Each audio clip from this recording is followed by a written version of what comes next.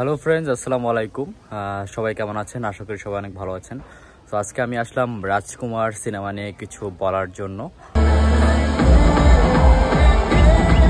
So রাজকুমার সিনেমাটা আমি আমার ব্যক্তিগত মতামত দিব, রিভিউ জানাবো আপনাদেরকে এবং কিছুটা আপনাদেরকে বলবো।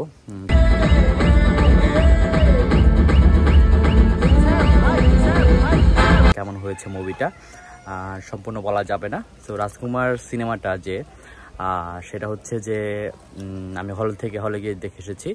ঈদের তৃতীয় দিন আমি দেখেছি এটা সনি সিনেমা হলে। আমার ফ্রেন্ডকে নিয়ে আমি দেখে এসেছি। তো সিনেমাটা নিয়ে আমি এখন কিছু বলবো। সেটা হচ্ছে রাজকুমার সিনেমাটা যখন দেখতে যাই অনেকটা প্রিয়তমার মতো একটা ফ্লেভার ছিল। জাস্ট শাকিব খানের লুকটা এখানে চেঞ্জ। আর আমেরিকা যাওয়ার টাকা চাচ্ছি, দেখছেন না? এখন আপনি কোন টাকা দেবেন কিনা। রাজকুমার সিনেমার নামটা কেন রাজকুমার হয়েছে এটা নিয়ে অনেকের একটা প্রশ্ন ছিল, কেন রাজকুমার হলো। এটা তো রাজকুমারের সাথে সিনেমার কোনো নামটা যাচ্ছে না।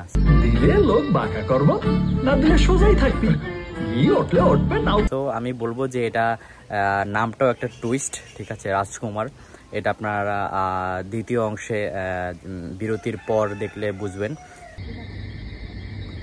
আল্লাহর কিরে দিয়ে আপনি আমায় যে কথা কয়েছেন সে কথা না রাখলি এমনিতেই আপনি আপনার সাওয়াল হারাবেন। আল্লাহর নাম নিয়ে যে রাজকুমার নামটাই যে একটা টুইস্ট, ঠিক আছে। পরিচালক হিমেল আশরাফ খুবই ভালো দক্ষ একজন পরিচালক। সে রাজকুমার নামটার মধ্যেই টুইস্ট রেখে দিয়েছে। এবং আমি যদি বলতে চাই এটা প্রেমের সিনেমা না, এটা যারা মাকে ভালোবাসেন, যারা মাকে অনেক পছন্দ করেন তারা অবশ্যই এই সিনেমাটা দেখবেন।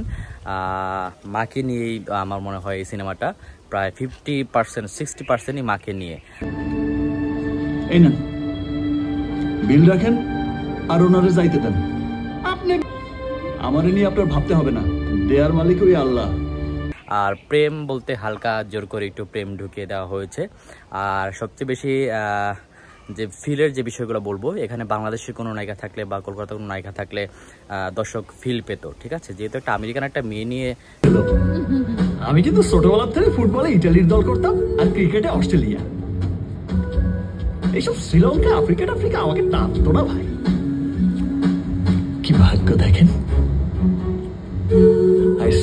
এখানে শুটগুলো করেছে আমেরিকান মেয়ে বাংলাদেশের মানুষরা কেমন চোখে দেখে, তাদের প্রতি কোনো ফিল আসে না।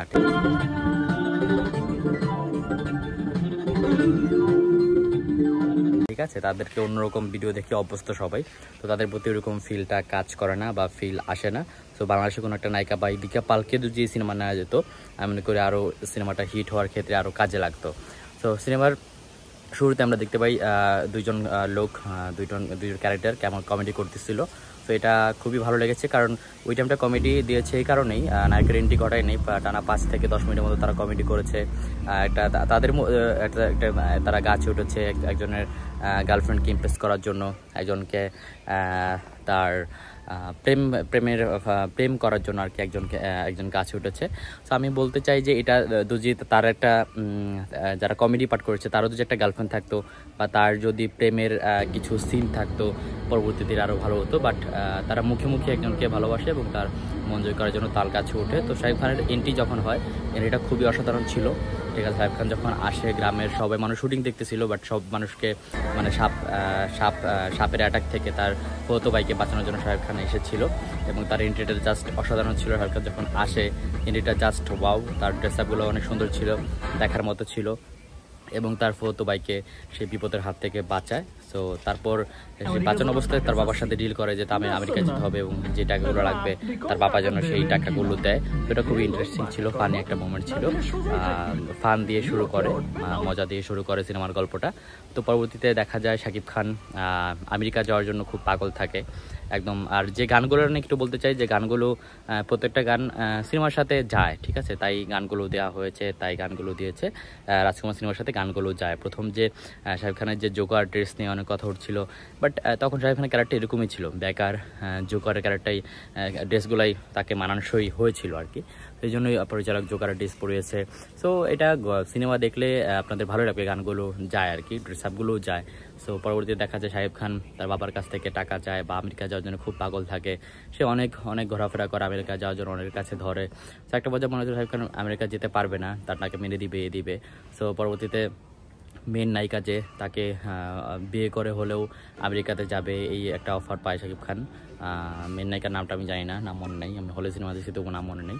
তো তারপরও শাকিব খান রাজি হয় যে বিয়ে করে যাবে, তার যৌবনে কলঙ্ক লাগবে। সো এটাও খুব ফানি ছিল। তো তারপরও সে আমেরিকা যাবে।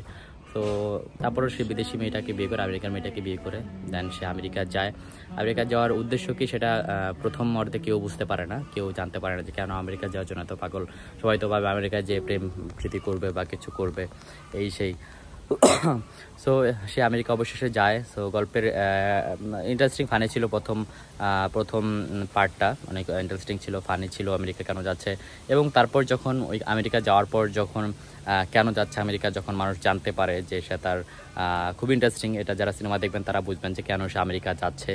এবং সে অবশেষে আমেরিকা যাওয়ার পর যার জন্য গেছে তাকে খুঁজতে থাকে। সো এটা খুবই ইন্টারেস্টিং। গল্পটা খুবই কমন, বাট সিনেমাতে অনেক হার্ডভাবে ফুটিয়ে তোলা হয়েছে। সো আমি বলবো যে এটা মাকে নিয়েই সিনেমা, যারা মাকে ভালোবাসেন অবশ্যই মাকে নিয়ে দেখলে আরও বেশি ভালো হবে। কিছু দু একটা সিন ছাড়া আর কি, দু একটা সিন একটু অশ্লীল ছিল। সো অশ্লীল বলবো না, জাস্ট আমেরিকার মেয়ে যেহেতু তাদের ড্রেস আপে এরকম।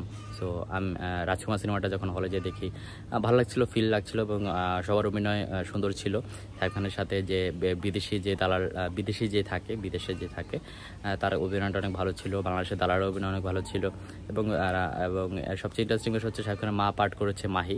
সো মাহি ছোটোবেলার শাকিব খানের মা ছিল মাহি।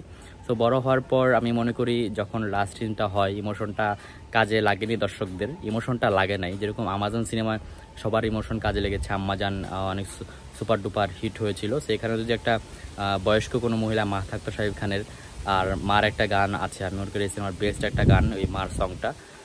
সো বেস্ট হতো, ঠিক আছে। সো খুবই বেস্ট একটা হতো। বাট যেহেতু মাহি ছিল মা, এবার শাকিব খানের বড় হওয়ার পরও বৃদ্ধাবস্থা ছিল মাহি। তো ওই টাইমে একটা গান দেয়। সো ওই গানটা ওইরকম, দর্শকের গানটা সুন্দর হয়েছে, চোখ বন্ধ করলে ফিল পাবে। কিন্তু যখন স্ক্রিনে মাহিকে দেখবেন, শাকিব খানকে দেখবে মার পার্ট, তখন হয়তো দর্শকরা ফিল পাবে না, তারা রোমান্টিক কোনো কিছু খুঁজবে শাকিব খান এবং মাহির মাঝে। সো এটা খুবই মাইনাস পয়েন্ট আমি বলবো এই সিনেমাটার। যদি রিয়েল কোনো মাকে নেওয়া হতো বা বয়স্ক কোনো মহিলাকে মার পাট্টা দেওয়া হতো তাহলে অনেক বেশি ভালো হতো আর কি। আমার মনে হয় সিনেমাটা প্রাণ ফিরে পেত। ছোটোবেলার পাট আরিশ খান করেছে, মাহি করেছে, তো ওটা অনেক ভালো হয়েছে, ওরা বেস্ট করেছে। কিন্তু বড় হওয়ার পর চেঞ্জ হওয়া দরকার ছিল। যেরকম বাবাটা চেঞ্জ হয়ে গিয়েছিল, বাবাটা তো আরিশ খান ছিল না, বাবাটা চেঞ্জ হয়েছিল। মাহিকেও একটু চেঞ্জ আনা দরকার ছিল, তাহলে 100% হতো।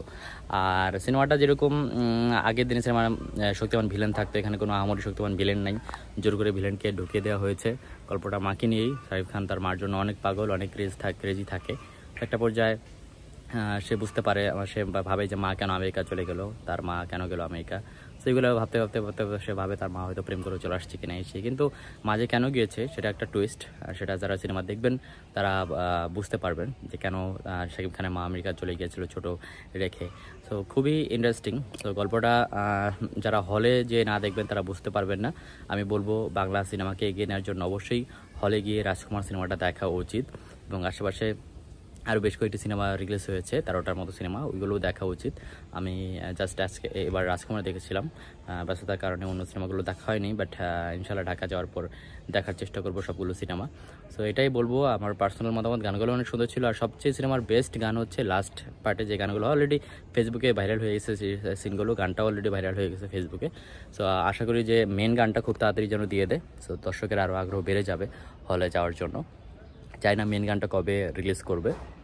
সো আমি খুব এক্সাইটেড রাজকুমার সিনেমাটা দেখে, খুব হ্যাপি হয়েছি। এবং আমার পার্সোনাল রেটিং আমি দিব 10-এর মধ্যে আমি 7 দিব, ঠিক আছে। প্রিয়তমা থেকে অ্যাটলিস্ট এটা ভালো হতে পারতো।